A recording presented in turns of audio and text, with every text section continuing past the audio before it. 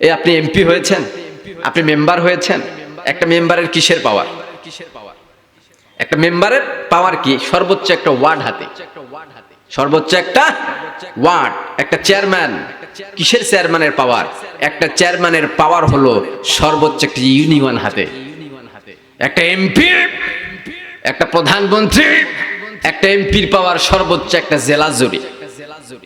একজন প্রধানমন্ত্রী, একজন রাষ্ট্রপতি 56,000 বর্গ মাইল, 90% মুসলমানের দেশের একটা নেতা, একজন নেতা, একজন খেতা। এই তো ছাতার ক্ষমতা, এই তো ছাতার পাওয়ার।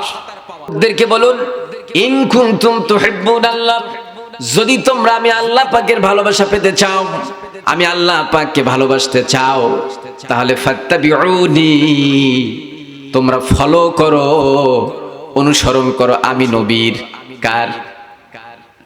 যদি তোমরা আমি নবীকে অনুসরণ করতে পারো, আমাকে ফলো করতে পারো, আমি নবীর যদি তোমরা ফলোয়ার হয়ে যেতে পারো, তাহলে ইউহিব্বুকুমুল্লাহ, তোমাদের আল্লাহকে নিজে থেকে বলা লাগবে না যে আল্লাহ, আই লাভ আল্লাহ, আল্লাহ আমরা তোমাকে ভালোবাসি। যেই মুহূর্ত থেকে তোমরা আমি নবীর ফলোয়ার হয়ে যাবা, আমি নবীকে অনুসরণ শুরু করে দিবা, ঠিক ওই মুহূর্ত থেকে আল্লাহ পাক তোমাদেরকে ভালোবাসা স্টার্ট করে দেবেন। সুবহানাল্লাহ, সুবহানাল্লাহ পড়েন তো। শর্ত কয়টা? শর্ত কয়টা? একটা। আর সেই শর্তের নাম হলো, যদি তোমরা আমি আল্লাহ পাকের ভালোবাসা পেতে চাও, কে বলে? আমাকে ভালোবাসতে চাও, আমার সাথে যদি প্রেমের সম্পর্ক তৈরি করতে চাও, তাহলে ফাত্তাবিউনি, অনুসরণ করতে হবে কাকে? নবীর। নবীর কার? নবীর। তাহলে ইউহিব্বুকুমুল্লাহ, আমি আল্লাহ পাক তোমাদের ভালোবাসা শুরু করে দেব। শুধু তাই না, আল্লাহ পাক এই আয়াতের শেষে বলে, আমার নবীর ফলোয়ার হতে পারলে আমি আল্লাহ তোমাদেরকে ভালোবাসবো। এতটুকুই ক্ষান্ত নয়, এতটুকু বলে আল্লাহ পাক শেষ করেন নাই, বরং আয়াতের শেষে আল্লাহ পাক বলেছেন, ওয়ায়াগফির লাকুম যুনুবাকুম, আমি আল্লাহ সুবহানাহু ওয়া তাআলা তোমাদের জীবনের যাবতীয় পাপ রাশিকেও মাফ করে দেব। সুবহানাল্লাহ। শর্ত কি? ফলোয়ার হতে হবে কার? সবাই কোন? অনুসরণ করতে হবে কার? নবীর। তাহলে আসুন তো আমরা এবার ঢুকি মূল তাফসিরে। ফাত্তাবিউনি, অনুসরণ করতে হবে কাকে? আল্লাহর নবীকে। এই পৃথিবীতে সবাই গরিব মানুষের কথাই কেউ উদ্বোস করতে চায় না, গরিব মানুষকে সবাই ফলো করতে চায় না, গরিব মানুষের কথার মূল্য কেউ দিতে চায় না। এই পৃথিবীতে সবাই মেম্বারকে ফলো করতে চায়, এমপিকে ফলো করতে চায়, মন্ত্রীকে ফলো করতে চায়, চেয়ারম্যানকে ফলো করতে চায়, প্রধানমন্ত্রীর কথা শুনতে চায়, রাষ্ট্রপতির কথা শুনতে চায়। এই পৃথিবীতে সবাই টাকাওয়ালা, ক্ষমতাধর, প্রভাবশালীদের কথায় উদ্বোস করতে চায়, ধনাঢ্য শ্রেণীর সবাই ফলোয়ার হতে চায়, কিন্তু গরিব মানুষের কথায় কেউ উদ্বোস করতে চায় না, ঠিক কিনা? তেলুয়া মাথায় সবাই তেল দেয়, ক্ষমতাধরদের কথায় সবাই উদ্বোস করতে চায়, কিন্তু গরিব মানুষের কথায়, সাধারণ মানুষের কথায় কেউ উদ্বোস করতে চায় না। কিন্তু আল্লাহ পাক কাকে অনুসরণ করতে বললেন? দেখুন, আমাদের সমাজে ধারণা আছে বিশ্ব নেতা মুহাম্মদ সাল্লাল্লাহু আলাইহি সাল্লাম, আমাদের নবী মুহাম্মদ সাল্লাল্লাহু আলাইহি সাল্লাম অনেক গরিব মানুষ ছিলেন, অনেক অভাবী মানুষ ছিলেন, অনেক কষ্টে জীবন যাপন করতেন। এই ধারণা আমাদের মধ্যে আছে না নাই? না, এই ধারণা ঠিক নয়। এই পৃথিবীতে যিনি সবচেয়ে প্রভাবশালী ছিলেন, এই পৃথিবীতে যিনি সবচেয়ে ক্ষমতাধর মানুষ ছিলেন, এই পৃথিবীতে যিনি সবচেয়ে বেশি প্রভাবশালী ছিলেন, তিনি হলেন আপনার আমার নেতা মুহাম্মদুর রাসূলুল্লাহ। সুবহানাল্লাহ, সুবহানাল্লাহ। এই আপনি এমপি হয়েছেন, আল্লাহ পাক কোন ফকিরনিকে অনুসরণ করতে বলেন নাই, কোন নেতৃত্ব শূন্য মানুষকে অনুসরণ করতে বলেন নাই। আল্লাহ পাক এমন পাওয়ারফুল মানুষকে অনুসরণ করতে বলেছেন, এমন ক্ষমতাধর মানুষকে অনুসরণ করতে বলেছেন যা শুনলে আপনি অবাক হয়ে যাবেন। এই আপনি এমপি হয়েছেন, আপনি মেম্বার হয়েছেন, একটা মেম্বারের কিসের পাওয়ার?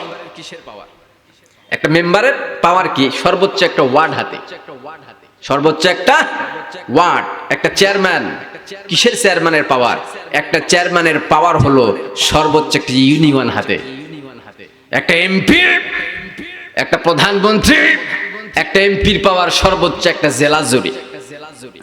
একজন প্রধানমন্ত্রী, একজন রাষ্ট্রপতি 56,000 বর্গ মাইল, 90% মুসলমানের দেশের একটা নেতা, একজন নেতা, একজন খেতা। এই তো ছাতার ক্ষমতা, এই তো ছাতার পাওয়ার।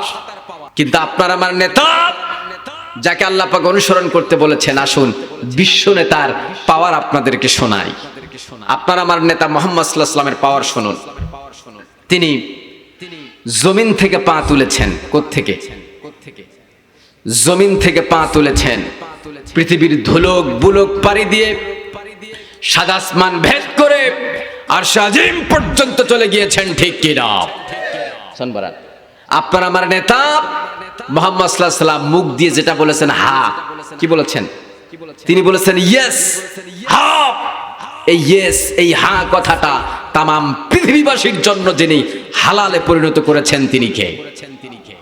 আপনার আমার নেতা মুহাম্মদ সাল্লাল্লাহু আলাইহি ওয়াসাল্লাম বলেছেন নো, নেভার, না। এই না শব্দটা, না কথাটা, এই নো, এই নেভার, এতটুকু শব্দ তামাম পৃথিবীবাসীর জন্য হারামে পরিণত হয়েছে, ঠিক কিনা? আপনি আমাকে পৃথিবীতে এমন কোন নেতা দেখান, I can challenge, I can challenge. তামাম পৃথিবীতে আপনি আমাকে এমন কোন নেতা দেখান যেই নেতার মুখের কথা তামাম পৃথিবীবাসীর জন্য হারামে পরিণত হয়েছে, এমন নেতার জন্ম হয়েছে? কথা কয় না, জন্ম হয়েছে। আল্লাহ পাক বলেন আমি কেমন নেতাকে অনুসরণ করতে বললাম, দেখো। যেই নেতাকে অনুসরণ করলে, যেই নেতার ফলোয়ার হলে পরে আমি আল্লাহ পাক নিজে থেকেই তোমাদেরকে ভালোবাসা শুরু করে দেব এবং তোমাদের জীবনের পাপ রাশিকে মাফ করে দেব। সেই নেতার পাওয়ার শোনো।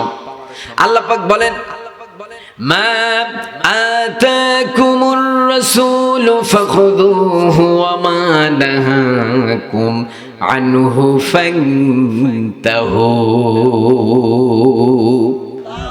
আল্লাহ পাক বলেন আমার নবী, আমার হাবিব, যেই নেতাকে আমি আল্লাহ পাক তোমাদেরকে অনুসরণ করতে বলেছি, যেই নেতার ফলোয়ার হতে বলেছি, এই নেতা যদি তোমাদেরকে কখনো বলে এটা করো, তাহলে তোমরা সেটা করবা। তিনি তোমাদের জন্য যা নিয়ে এসেছেন তোমরা গ্রহণ করবা, যা করতে বলে তোমরা করবা, আর যা করতে নিষেধ করেছেন তা থেকে তোমরা বিরত থাকবা। সুবহানাল্লাহ। এই হলো আপনার আমার নেতার পাওয়ার।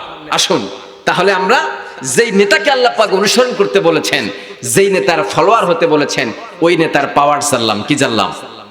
আসুন তো দেখি এবার ওই নেতার চরিত্র দেখি। আপনার আমার নেতার চরিত্র কি খারাপ ছিল ভাই? এই সমাজেও নেতা আছে না নাই? আছে না নাই?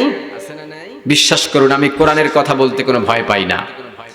90% মুসলমানের দেশের 56,000 বর্গ মাইল, 90% মুসলমানের দেশের অধিকাংশ নেতা বেনামাজি, সুদখোর, ঘুষখোর, মদখোর। রাতের বেলা মদ খায়, দিনের বেলা বক্তব্য দেয়, জনসমাবেশ করে। ভাইরা আমার, বোনেরা আমার, আমাকে ভোট দেন, এবার নির্বাচিত করুন, রডের বদলে বাঁশ দিব। আছে না নাই? রাতের বেলা মদ খায়, রাতের বেলা মদ খাওয়ার পরে বাড়িতে ফেরার সময় মাথা ঠিক থাকে না, মাল মাথায় উঠে যায়, গাছের সঙ্গে ধাক্কা খেয়ে বলে আসসালামু আলাইকুম ভাইজান, সাইড দেন। এমন নেতা আছে না নাই? কি পেট, হাইরে তরমুজের সাইজ পেট। আর মোষের মধ্যে উকুন ধরে, ও শয়তান টেরও পায় না। শ্যাম্পু করে মোষে, শ্যাম্পু করে চিরুনি করে তারপর বের হয়। বলুন নাউজুবিল্লাহ। কি রুচি খারাপ হয়ে গেছে আমাদের। এই সমস্ত নেতাদের পিছনে আমরা সমানে দৌড়াই, আবার স্লোগান দেই অমুক নেতা তমুক নেতা। আমার নেতার চরিত্র সবাই কোন? কিসের ফুলের মতো পবিত্র? বি কেয়ারফুল, সাবধান। এই সমস্ত নেতাদের চরিত্রের সার্টিফিকেট দেয় যারা, ইসলামের লিস্ট থেকে কোন ফাঁকে যে তাদের নামটা কাটা যায়, কোন ফাঁকে যে তাদের ঈমান বের হয়ে যায়, তারা নিজেও টের পায় না, ঠিক কিনা? সুতরাং সাবধান। কিন্তু আল্লাহ পাক যেই নেতাকে অনুসরণ করতে বললেন সেই নেতার চরিত্র দেখুন। আল্লাহ পাক বলেন, ওয়া ইন্নাকা লাআলা খুলুকিন আযীম।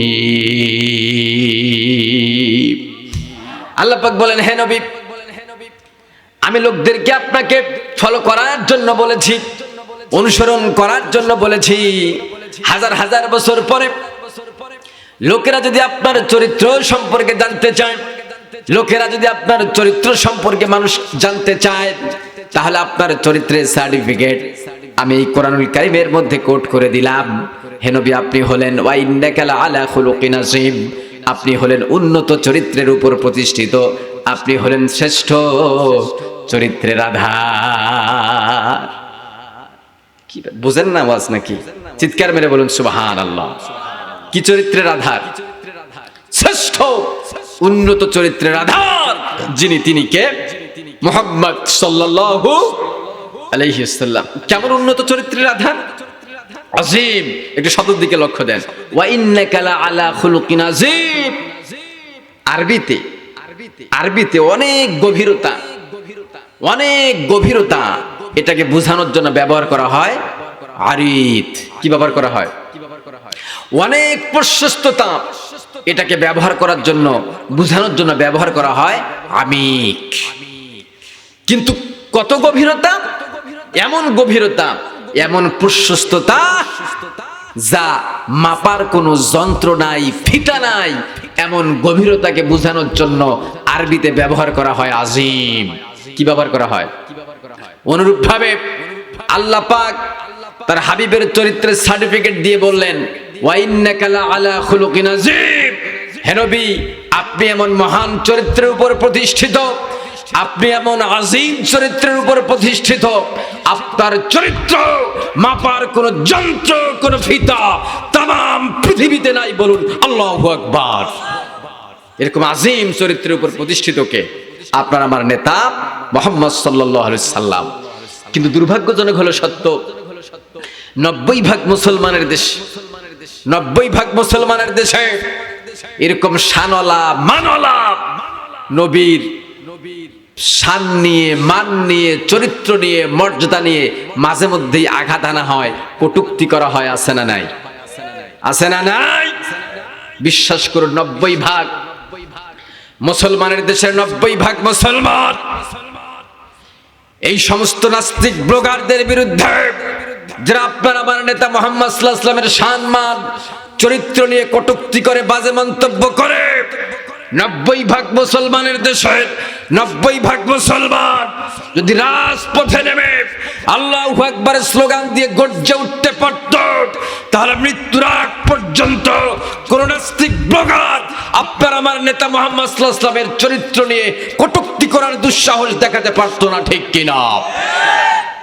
এটা কেমনে? এর একটা দৃষ্টান্ত। এক সাপ মুরিদ হয়েছে পীর সাহেবের। কার? সবাই কোন কার? পীর সাহেবের। এক সাপ বসবাস করে, বাস করে বর্ডার এলাকায়, সীমান্ত এলাকায়। আমার শ্বশুর বাড়ি কিন্তু পঞ্চগড়, পঞ্চগড় কিন্তু সীমান্ত এলাকা। তো সীমান্ত এলাকায় এক সাপ তার কাটার কাছেই বসবাস করে। তো জীবনে বহু মানুষকে দংশন করেছে। সাপ একদিন আইলের মাথায় বসে চিন্তা করছে, হারে আমি তো জীবনে অনেক মানুষকে সবল দিলাম, মেরে ফেললাম, দংশন করলাম, তো আমি, আল্লাহ তুমি আমাকে মাফ করে দাও, আমি অমুক পীরের কাছে যাচ্ছি, ওই পীরের কাছে গিয়ে আমি মুরিদ হব, আমি তাওবা করব, আল্লাহ তুমি আমাকে মাফ করে দিও। তো সাপ কোনো মতো কষ্ট করে চলে গেছে পীর সাহেবের কাছে।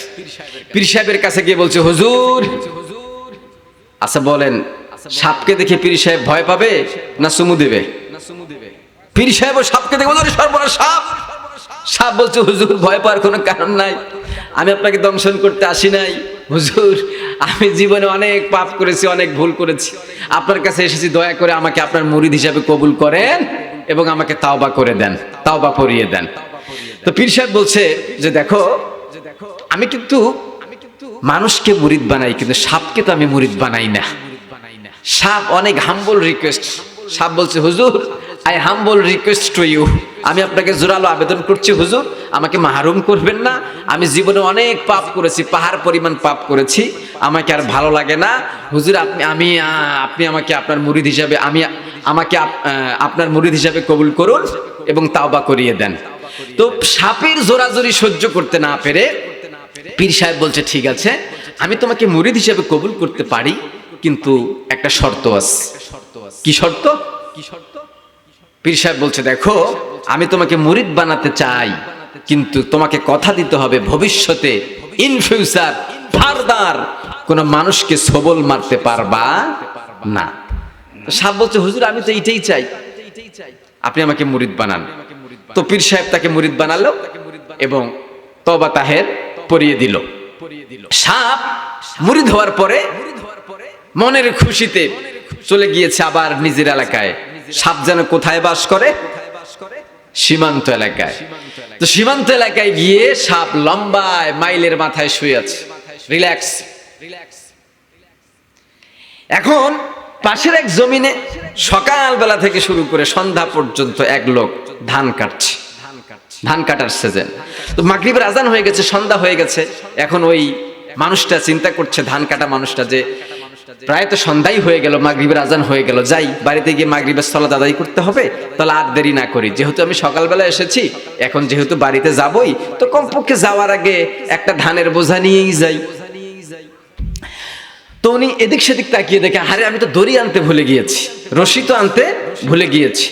এখন সাপ এদিক সেদিক তাকিয়ে দেখে যে মোটা মাইলের মধ্যে লম্বা একটা দড়ির মতো কালো শুয়ে আছে।